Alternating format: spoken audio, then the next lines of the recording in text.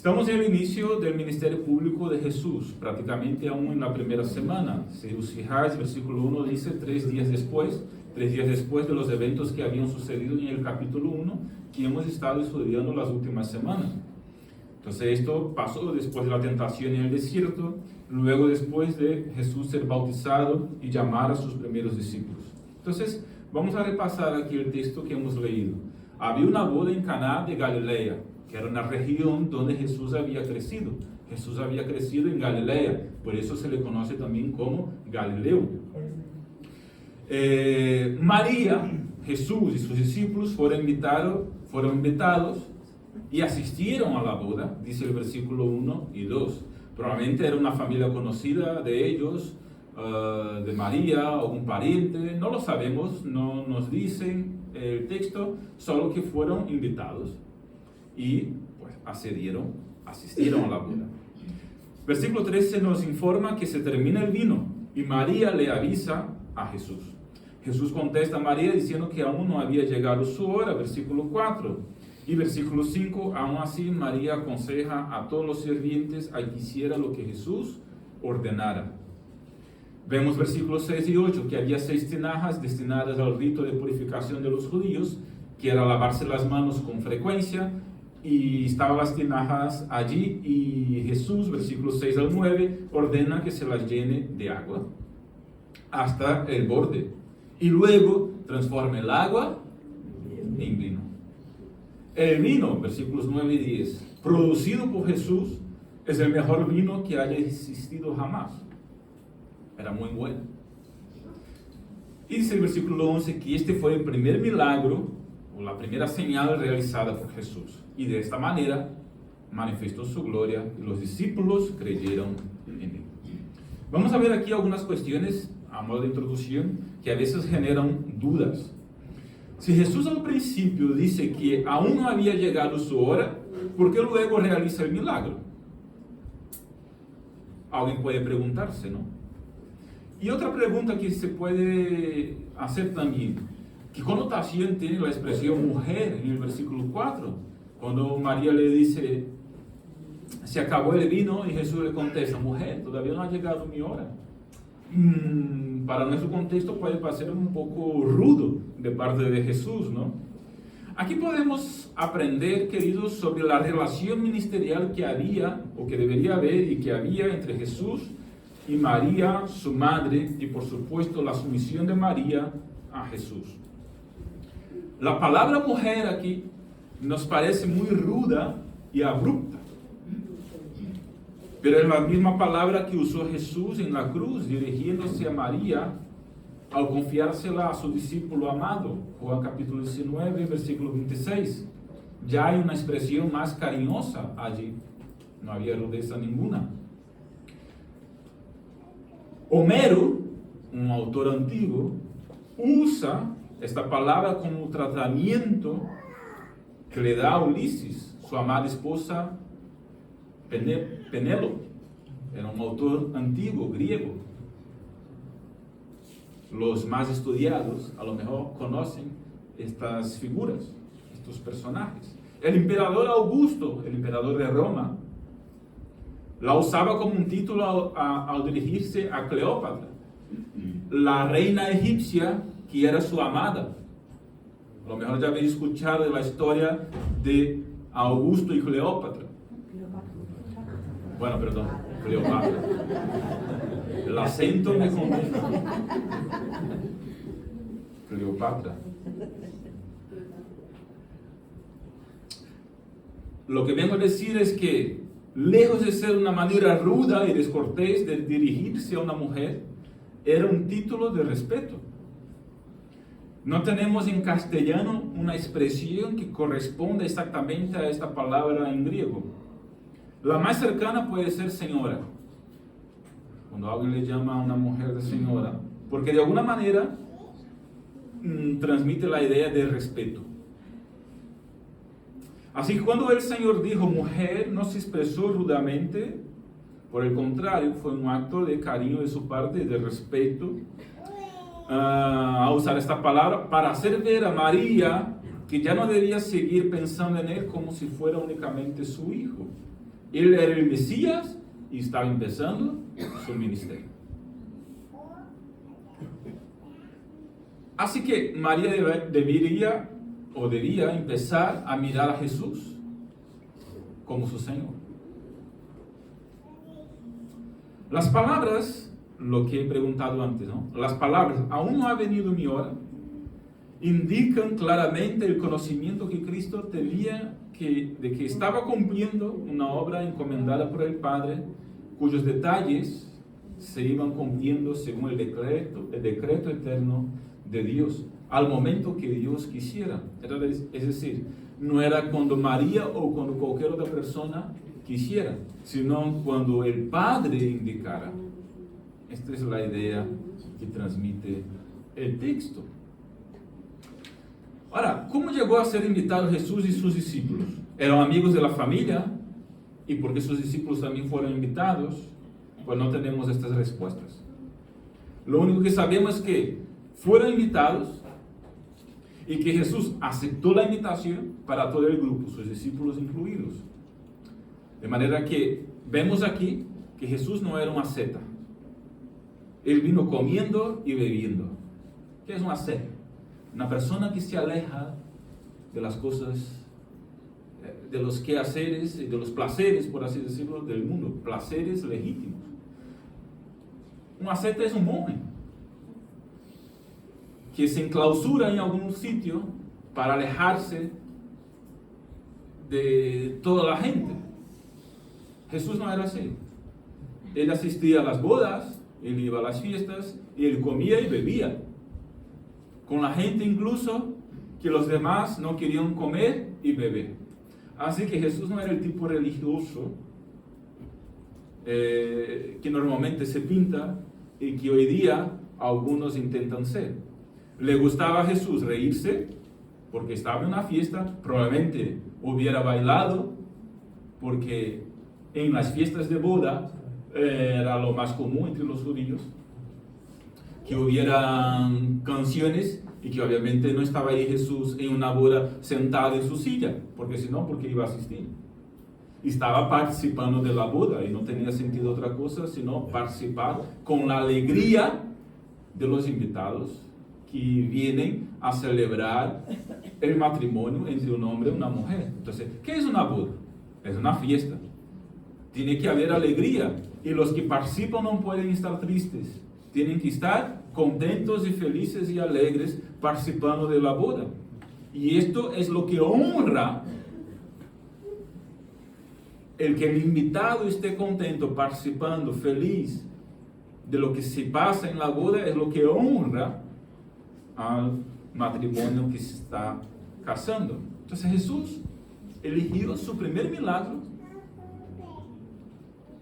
Para hacer su primer milagro, Jesús eligió una boda, una fiesta de bodas. Entonces, este es el típico texto también que se suele predicar en una boda, porque por cuestiones obvias. Porque Cristo aparece en este pasaje como el que honra el lazo matrimonial. Realmente me parece una clara señal de lo cuánto que Dios ama y valora y quiere bendecir esta institución creada por el mismo Creador, por Dios. Obviamente, hay bodas hoy día que las cosas que se hacen en estas bodas pues no son, digamos, propias. Pero en una fiesta sana, está bien, como eran las fiestas judías de entonces.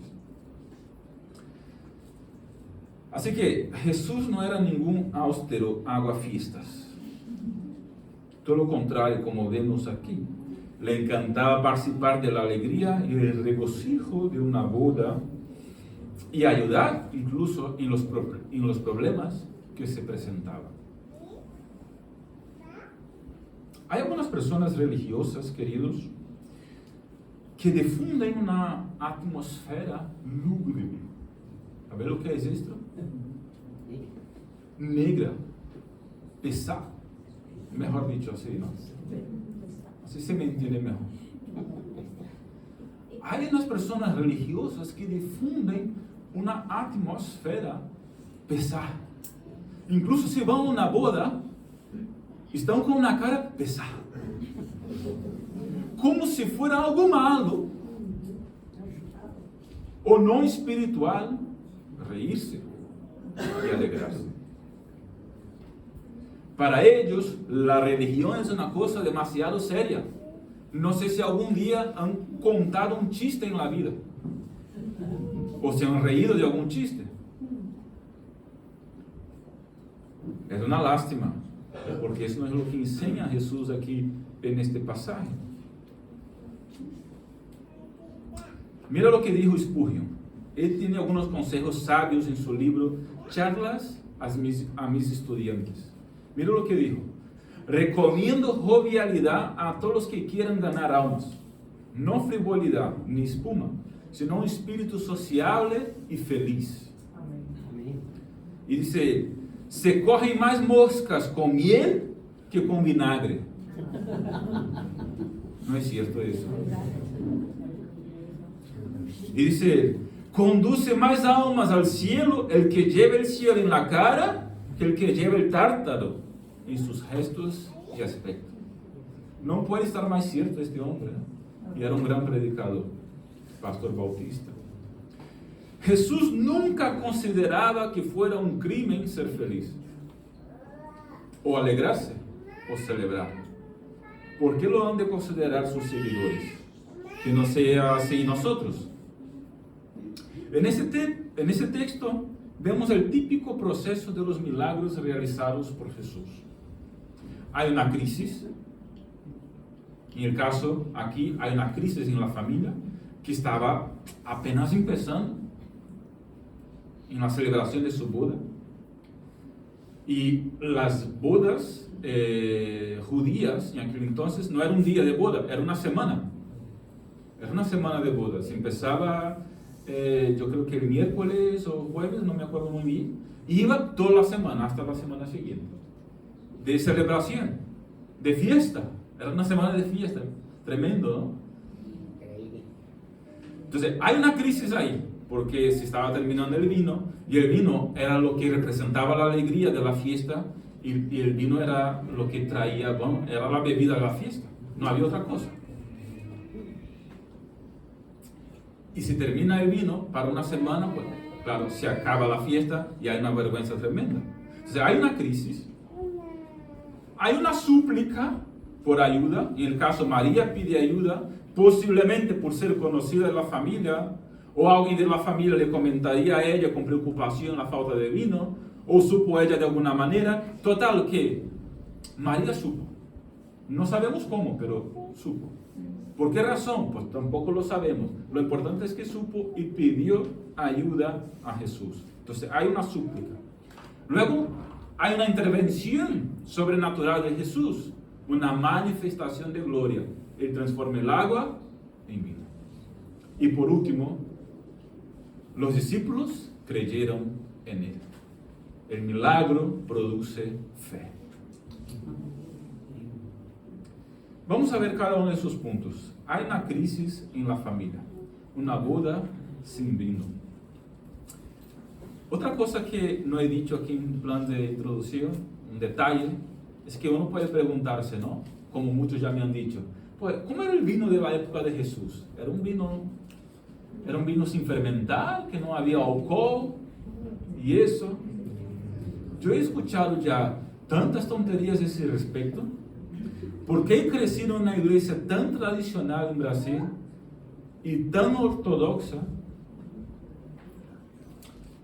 que se me decían esto. Y claro, pues yo no tenía mucho entendimiento y me lo creía. Pero la verdad, hermanos, es que un vino sin alcohol es algo que no se puede concebir. Desde luego no es vino, es un zumo de uva. O sea, no hay vino sin alcohol, hay zumo de uva. Eso no hay alcohol. Todo vino tiene alcohol y no hay otra manera. Pero bueno, lo tenemos claro en el versículo de número. ¿Qué tipo de vino era el vino de la época de Jesús? Lo tenemos claro en el versículo de número 10. Todo el mundo sirve primero el buen vino y cuando están bebidos, entonces Entonces saca el más corriente. ¿Qué significa que están bebidos? Alegritos.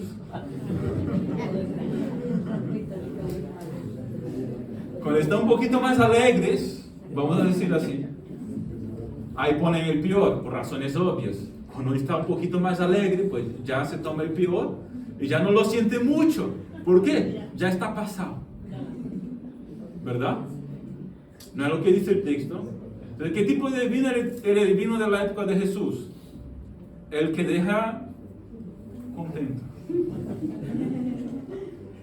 Porque lleva alcohol, obviamente. Y ojo, no está enseñando aquí Jesús que se puede emborrachar. Cuidado. La borrachera es pérdida de dominio propio.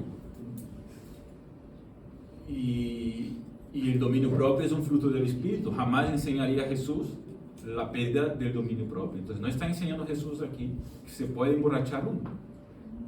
Lo que dice el maestro Sala es que esto era lo que ocurría normalmente, que el vino mejor venía después, porque lo normal es que no es que la gente se emborrachara, porque entre los judíos dice la historia que esto no era muy común. Realmente prácticamente no hay problemas de borrachera entre los judíos, y en aquella época no pasaba mucho.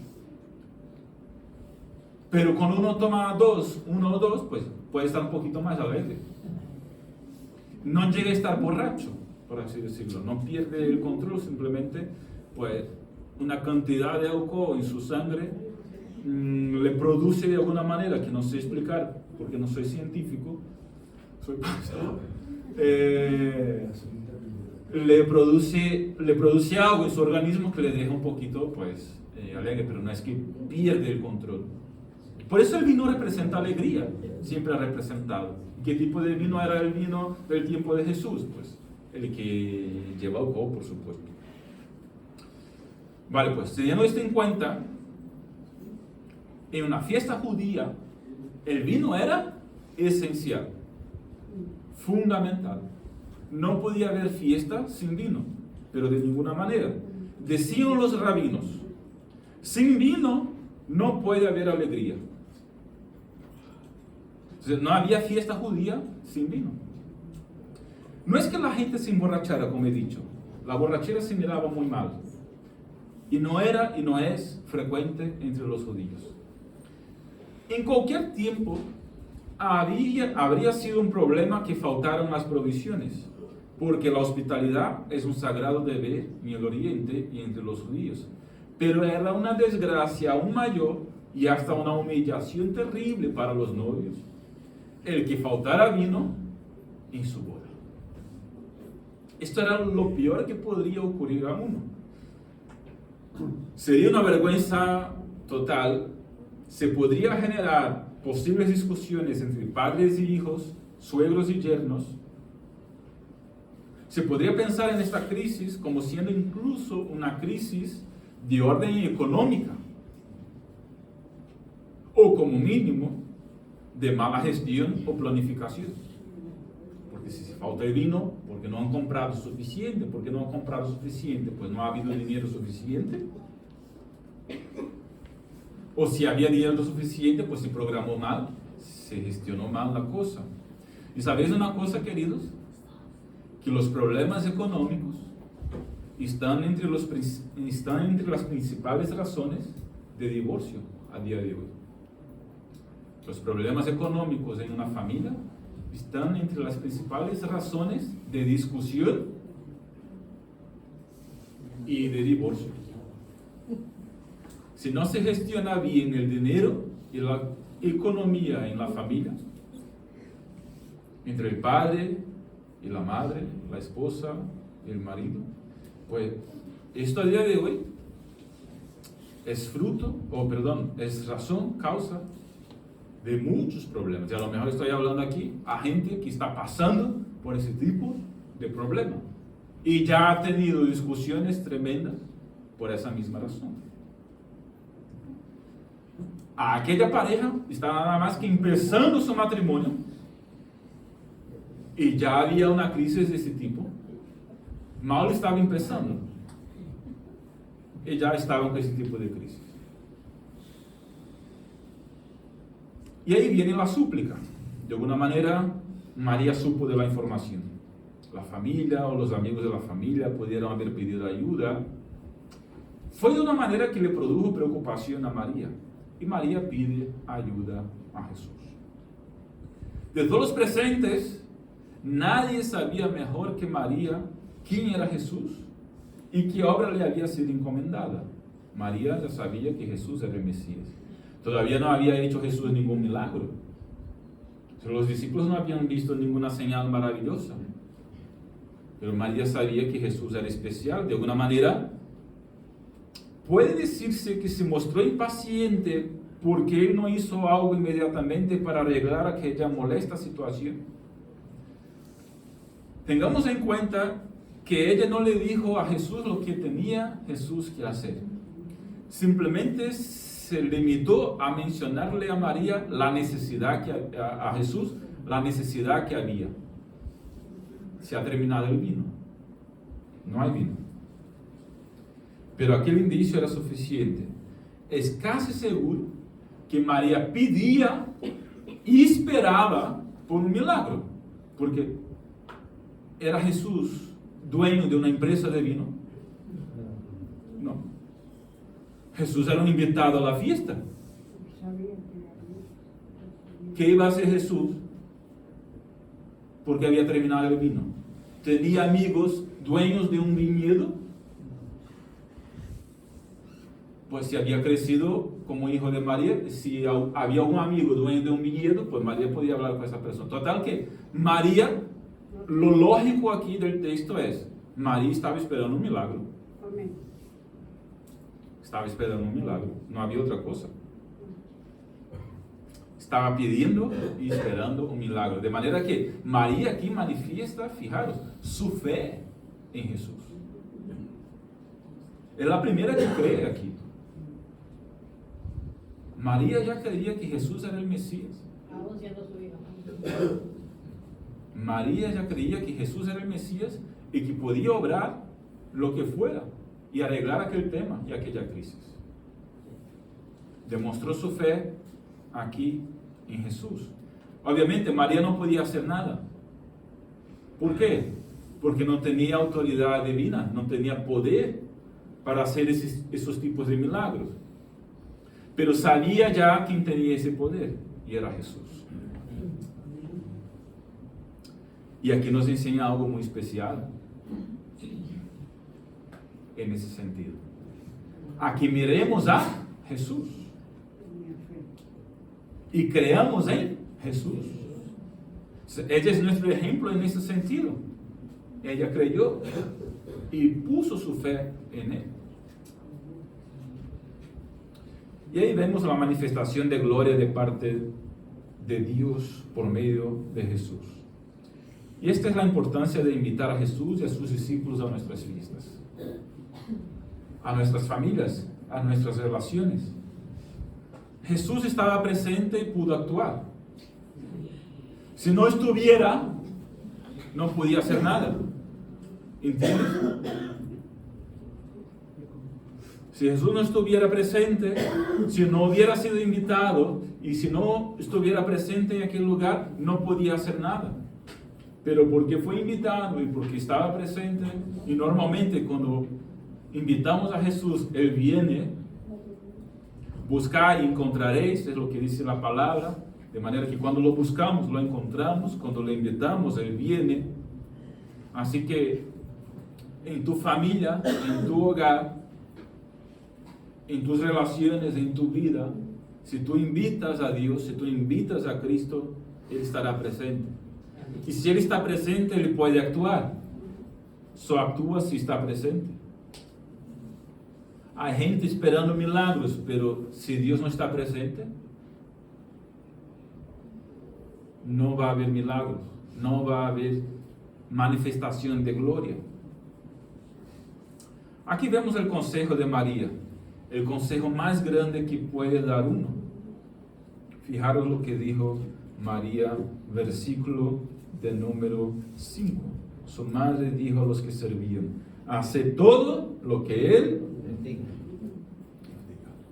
creyó en Jesús, puso su fe en Jesús, manifestó su sumisión a Jesús,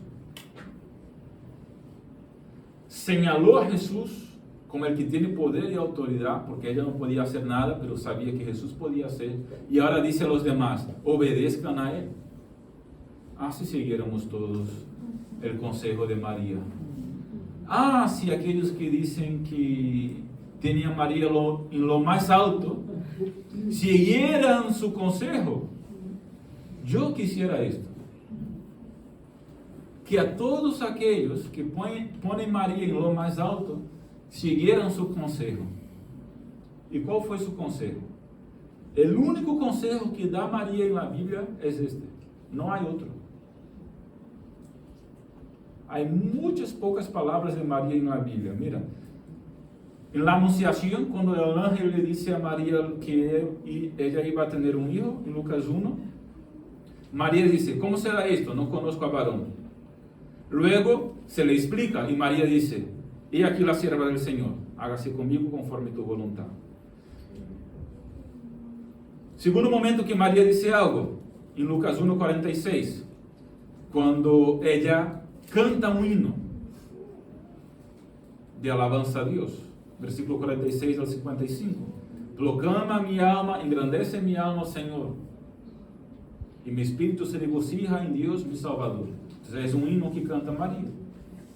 Luego, la siguiente palabra de María está en Lucas 2:48, cuando Jesús se pierde en el templo, no se pierde, sino que estaba dando una charla para los líderes en el templo. Y María le dice, hijo, ¿por qué nos has tratado así? Mira que tu padre y yo te buscábamos angustiados. Y las siguientes palabras de María, están aquí, en Juan. Y dice dos cosas. Versículo 3, no tienen vino. Se le informa a Jesús. Y las últimas palabras de María en la Biblia, están en el versículo 5. Hagan todo lo que Él os diga. Pues si alguien cree que María es una super persona, pues estupendo. Que sigan su consejo. ¿Dónde está lo que dijo Jesús? ¿Dónde está lo que dijo Jesús?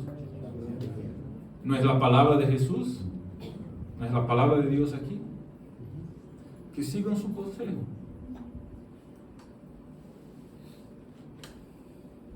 Que lean la palabra y que hagan lo que Él dice. Todo sería tan bueno si fuera así. ¿Sí o no, queridos? ¿Me entendéis? Sí. Así que nosotros amamos a María porque es una persona de mucha fe, o fue una persona de mucha fe. Como hemos visto aquí, una de las primeras a manifestar su fe en Cristo como el Mesías. Y nos da un consejo tremendo, el mejor que podía dar. Hagan todo lo que Él os diga, porque Él es el Mesías. Él es quien tiene poder y autoridad. Él es quien puede cambiar la situación. Estás en una crisis, se acabó el vino, hay un problema, haga lo que Él os diga. Ya veréis lo que ocurrirá. Después que Jesús les contesta a María diciendo que no había llegado su hora, María se da cuenta inmediatamente que la respuesta de Jesús implicaba de alguna manera su disposición de actuar a su debido tiempo. Con un espíritu de sumisión completa y de expectante confianza, su madre dijo a los que servían, haced todo lo que Él os diga. ¿Por qué entendemos que María de alguna manera confiaba que Jesús iba a hacer algo? Aunque había dicho que no había llegado su hora. María entendió que Jesús estaba marcando los tiempos y que Él ahora estaba actuando por sí mismo, de acuerdo con lo que le decía el Padre, le encomendaba el Padre. Pero María sigue creyendo y dice a los sirvientes, hagan lo que Él os diga, porque estaba expectante de que Jesús iba a actuar.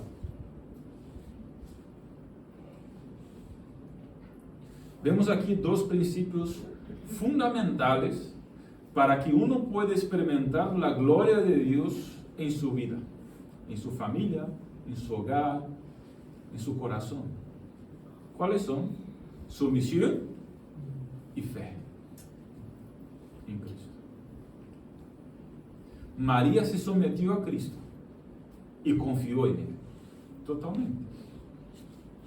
Los sirvientes escucharon el consejo de María y obedecieron la orientación de Jesús, porque los sirvientes, cuando Jesús les dijo para llenar las tinajas de agua, los sirvientes llenaron las tinajas de agua. Ahora, vamos al cuarto punto y último, el propósito del milagro. En orden cronológico, esta fue la primera señal hecha por Jesús. Y Juan aquí utiliza esta palabra, señal, no utiliza la palabra milagro, utiliza la palabra señal. Esta palabra indica un milagro que es considerado como prueba de la autoridad y majestad divinas. De manera que la atención del espectador se dirige por ello del hecho mismo, si la señal, al hacedor de la señal, a Cristo. Entonces, la señal es una obra de poder en la esfera física, visible,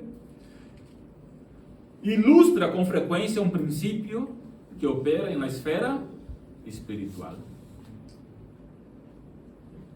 Lo que sucede en la esfera de la creación señala hacia la esfera de la redención. Porque el agua fue transformada en vino, los discípulos creyeron, tuvieron más fe. Algo que se pasó físicamente y ellos pudieron ver, produjo en ellos fe espiritual en quien era Cristo. Este es el propósito de la señal. Esta es la idea de la palabra señal aquí. Entonces, siempre hay este propósito en los milagros, en las señales. Magnificar la gloria y el poder de Dios, demostrar que Jesús es el verdadero Mesías y producir fe, o aumentar, o hacer aumentar la fe de los que presencian o vivencian la señal, el milagro. En ese sentido, queridos, vale notar aquí el tamaño del milagro o el tamaño de la señal que hizo Jesús, o la abundancia de agua que transformó en vino. Las tinajas que estaban allí, dice que había 6 tinajas, ¿no? Que estaban para ser utilizadas para el rito de los judíos. ¿Qué pasa? Los judíos tenían que lavarse las manos con frecuencia. Este era el rito de los judíos de purificación que se dice aquí. Tenían que lavarse con frecuencia. No era que se lavaba las manos solo antes de comer, es que entre un plato y otro se lavaban las manos, y si no se lavaban las manos se sentían inmundos. ¿Vale? Entonces ese era el rito, lavarse las manos con frecuencia. Y si la fiesta era la fiesta de una semana, pues claro, tenía que haber mucha agua para lavarse las manos muchas veces. El versículo 6 nos dice que cabían en cada una de las tinajas 2 o 3 medidas, o 2 o 3 cántaros. ¿Saben cuánto equivale una medida? Una medida era el equivalente de unos 32 litros. Hagamos la cuenta, ¿no? Cada tinaja, por lo tanto, podía contener entre 65 y 90 litros. Más o menos. Por consiguiente, las 6 tinajas juntas tenían una capacidad de más o menos entre 400 y 550 litros. Y dice el texto que las tinajas fueron llenas de agua hasta el borde. Totalmente llenas de agua. ¿Por qué se menciona este detalle? Para hacer resaltar la grandeza del milagro realizado por Jesús.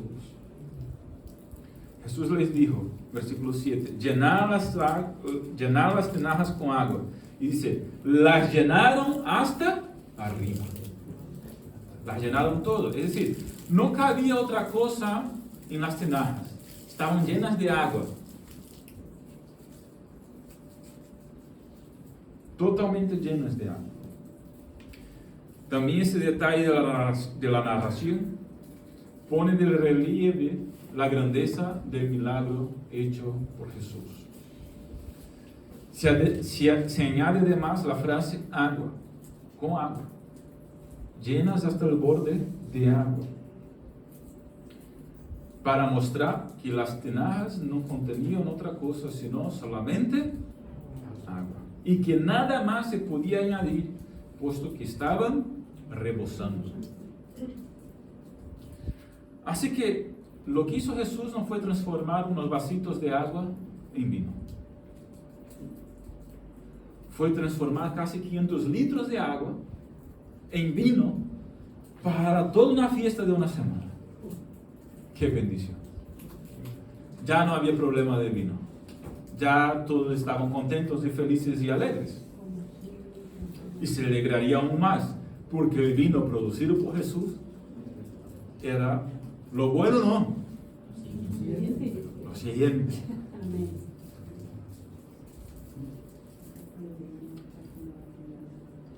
Lo que nos deja entender aquí estos detalles, queridos, es que cuando la gracia de Jesús viene a nuestra vida, hay bastante y de sobra para todo. Nos acordamos de lo que hemos dicho unas semanas anteriores, en la introducción del Evangelio de Juan, sobre gracia, que de su plenitud hemos recibido todos, gracia sobre gracia. Aquí es un ejemplo. Juan, a lo largo de su Evangelio, empezará a profundizar en cada uno de los temas que ha hablado en su introducción. Y aquí vemos pues la gracia de Dios rebosando una vez más. Gracia sobre gracia. No hay necesidad en el mundo que pueda agotar la gracia de Cristo. Hay una gloriosa superabundancia de gracia para todas las necesidades humanas de todos los tiempos. Si Dios obra un milagro, no es medio milagro. Viene por entero. Si falta vino, no va a transformar Jesús unos vasitos de agua en vino. Va a transformar unos 500 litros de agua en vino. Y no de cualquier vino, del mejor vino jamás visto. De manera que si obra Dios en tu vida, lo obra de verdad. Y uno lo nota, porque hay una transformación de agua a vino, lo que viene a ser cosas completamente diferentes. Y esto es lo que nos enseña aquí este pasaje. Y por eso, cuando estaba preparándolo, me acordé de lo que me compartió Lehman, porque me pidió oración. Pastor, ya he pasado 2 veces por el carnet y nada. Y tenemos el día tal, esto fue un domingo que me comentó, y el día tal de la semana, no sé, no me acuerdo cuál, tenemos el examen otra vez, y ya es el tercero. Ora por nosotros. Yo, pues bueno, vamos a orar. Sí, claro que sí. Gloria a Dios, sí. Ya estamos terminando igual. Podéis verme, ¿verdad? Y escucharme. Pues ya está. Entonces me dijo Lehman, ora por nosotros. Y oramos. Y la semana siguiente me comenta Lehman, pues mira, lo que pasó fue eso. Hicimos el examen. Fuimos reprobados, pero yo había hecho bien. Y de pronto me llama el hombre en la semana y me dice que hay que cambiar de parecer. Y el hombre de la autoescuela no sabía qué pensar, porque nunca le había ocurrido esto en la vida, de que se cambiara de parecer. ¿Ha vuelto? Gracias, hermano. Que nunca le había pasado eso, que se cambiara de parecer. Entonces, claro, nosotros ¿qué entendemos? Esto fue una obra de Dios. Y me dice Lehman, pues ahora quiero hacer el curso. Era el fin de semana aquí vamos a tener el de ¿cómo se llama? Que ha hecho Oscar y Jolie, de la Semana Santa, y vamos a tener unos talleres de la Semana Santa, y me dijo Lehman, no, quiero hacer esos talleres ahora. Genial. Y de pronto pues vino a hacer también el curso de preparación para el bautismo. Y me acordé porque cuando Dios obra realmente en nosotros, eso hace aumentar nuestra fe. Una señal de Dios en nuestras vidas, en nuestra familia, es para que creamos en Él. No es que nos va a hacer milagros Dios todos los días de nuestras vidas, me explico. Aunque solo por respirar, eso ya es un milagro. Pero digo una señal maravillosa, como algo que no es común de ocurrir. Como una persona que cambia de parecer, que nunca había hecho esto en 25 años. Esto es algo raro. Cosas raras no ocurren todos los días de este tipo. Pero ocurren en nuestras vidas como un milagro, como una señal, como algo para que nos lleve a creer, a confiar más y a dedicar nuestras vidas. Y por eso me acordé, porque es lo que le produjo a Lehman, fe. Y es lo que una señal de Dios produce o debe producir en nuestras vidas, fe. A lo mejor estoy hablando aquí con vosotros y estáis acordando de alguna experiencia que pudiste haber tenido con Dios que le produjo este tipo de fe. O a lo mejor estoy hablando aquí contigo y estás pensando, pero bueno, yo nunca he vivido algo así. De manera que puedo animarte a orar. Si no crees en Jesús, pues pídeselo fe. Pide a Jesús, me muestra de alguna manera, de alguna forma, muéstrame de alguna forma algo sobrenatural para que yo pueda creer. Si todavía no lo creo, si tienes un problema de fe, si no das el paso definitivo en tu vida porque sientes que todavía no lo crees suficientemente, pide esa fe a Dios. Dile a Él, Señor, muéstrame a mí de una manera sobrenatural, pero toma mi corazón, mi mente de una manera que venga yo a creer en ti y dedicar mi vida a ti, entregarme a ti. Y si tú ya has tenido una experiencia con Dios, puede que haya otras por delante.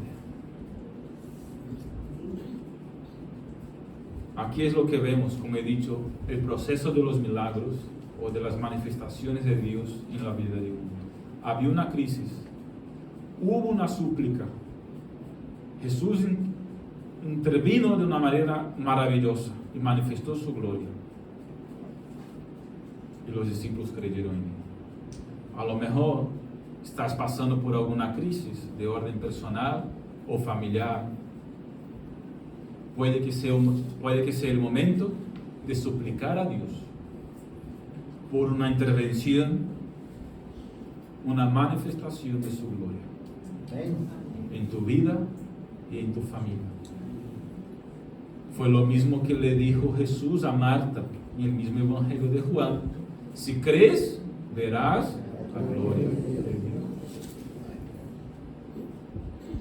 Entonces, la fe y la gloria de Dios tiene esta doble vuelta, es decir, nosotros creemos y vemos la gloria de Dios. La gloria de Dios se manifiesta y nuestra fe aumenta. Amén. Y ese tiene que ser un proceso continuo, por así decirlo. Seguir creyendo para seguir viendo más manifestación de la gloria de Dios. Cuanto más manifestación de la gloria de Dios vemos, más nuestra fe aumenta. Y de esta manera crecemos en fe. Porque la fe no debe ser estática, sino dinámica. Ella puede ser pequeñita en un momento y debe ir creciendo. ¿Cómo crece? A medida que tú confías. Pasas por algo, una crisis, una circunstancia, una situación y confías ahí. Dios manifiesta su gloria. Amén, queridos.